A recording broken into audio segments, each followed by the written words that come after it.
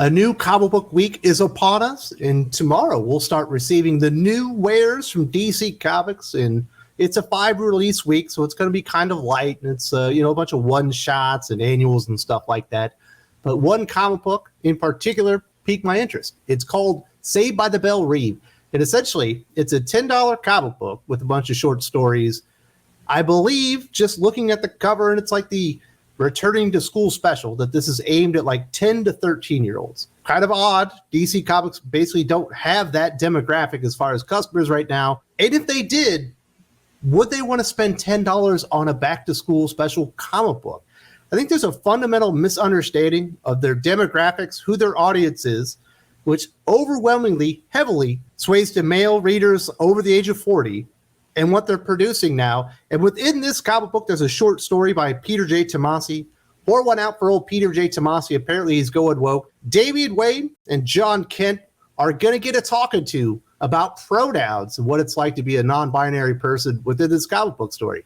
Another fundamental misunderstanding of their audience. There's fatigue across the board in entertainment, specifically in comic books. People are kind of tired of all the pronoun stuff. They're tired of their superhero comics being filled to the brim with social commentary that's so far over the top and so devoid of subtext that it's actually not enjoyable to read anymore.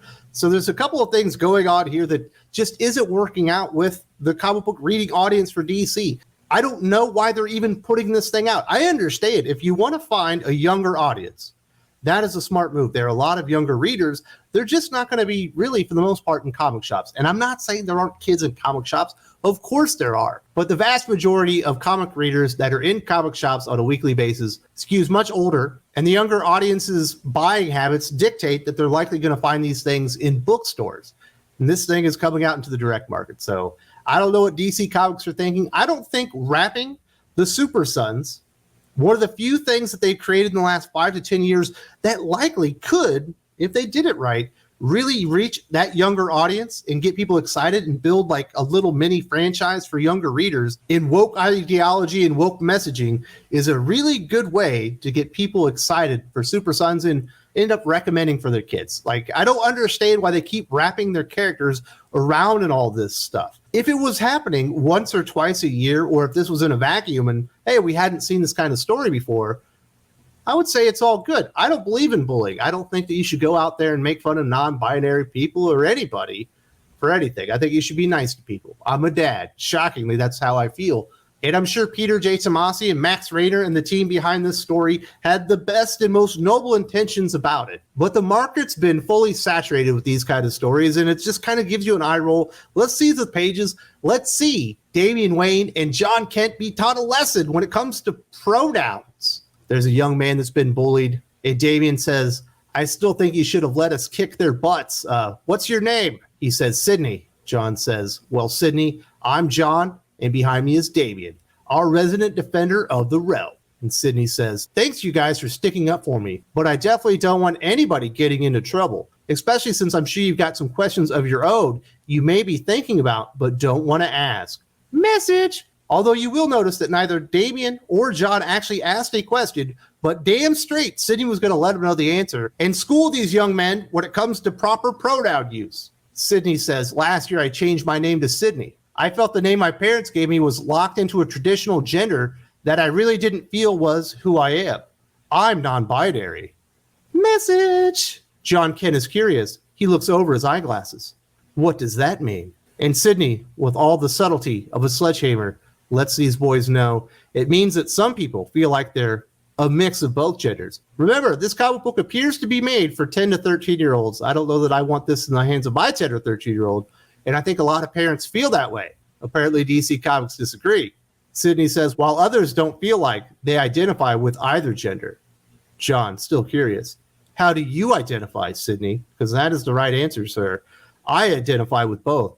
I use they, them pronouns. You know what's surprising here is Peter J. Tomasi's been writing Damian Wayne for a while. He's like the biggest asshole in the DC Comics universe, and he's just all for it.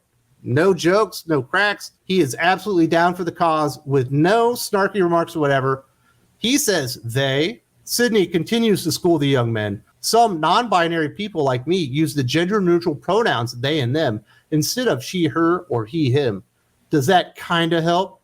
Oh, you're damn right it does. I'm so tired of this stuff being in DC Comics. You could do it as good as Shakespeare, and I would still reject it. I'm so tired of all of it. I just can't take it anymore. I can't take any of these stories seriously, even if you put Peter J. Tomasi, who I think is one of the best comic book writers in the entire industry. If you put him on there with John Kent and Damian Wayne and you call it a Super Son story, I still don't care. I still reject it, and I don't want to hear it anymore. I've had enough. I'm tapping out. You know what I'm saying? I'm in the UFC, and I've decided that I don't want to fight anymore. Could you just stop infecting your stories with this and stop infecting your characters that have long-term like money potential? Because eventually the stink of all this is just going to infest them and surround them. I think we've probably gotten to that point with John Kent already with what Tom Taylor's doing in Superman Son of Kal-El, to where the character will never be marketable in the future to a wider audience because of the stench of woke culture that is surrounding it at this point. But we do get another lesson. Apparently, if you're a trained like super assassin or you have the power of Superman, it's okay to beat up 10-year-olds as long as they're being a-holes. These jerk bullies put a mop on Sydney's head and they say, "Hey, Jim, I thought you were going to wait for me." And they're laughing. "Make up your mind, girl or boy." And you can see he's mad. He's about to turn into a supervillain with that look. We see John and Damian over his shoulders.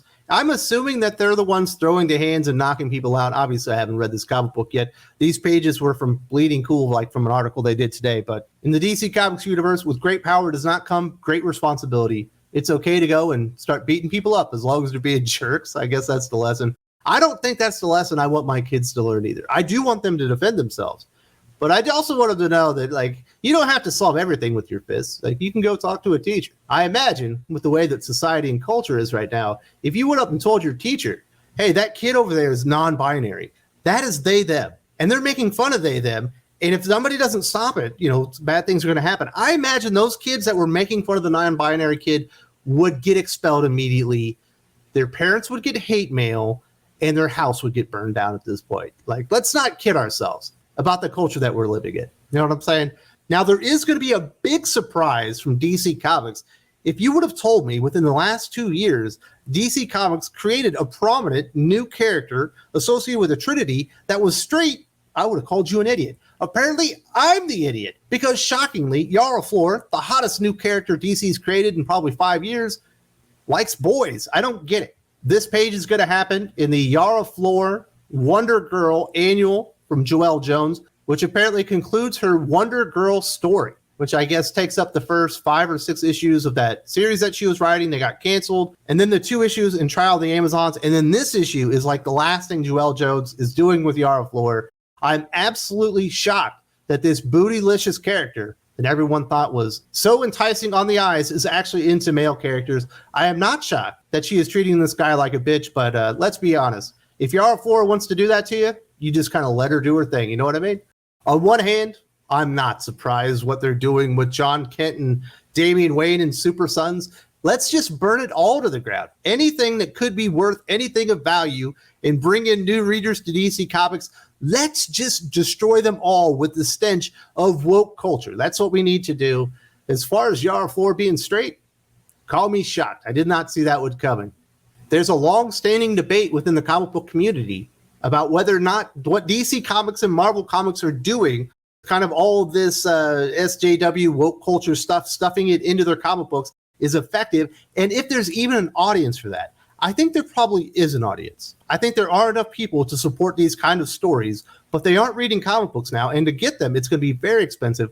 I had a conversation with my good friend Jervain Dargan. If you haven't seen this, definitely check this out. We kind of break it all down, a lot of the miscues that Marvel and DC have been doing, and if you're on a mobile device, there's a link in the video description.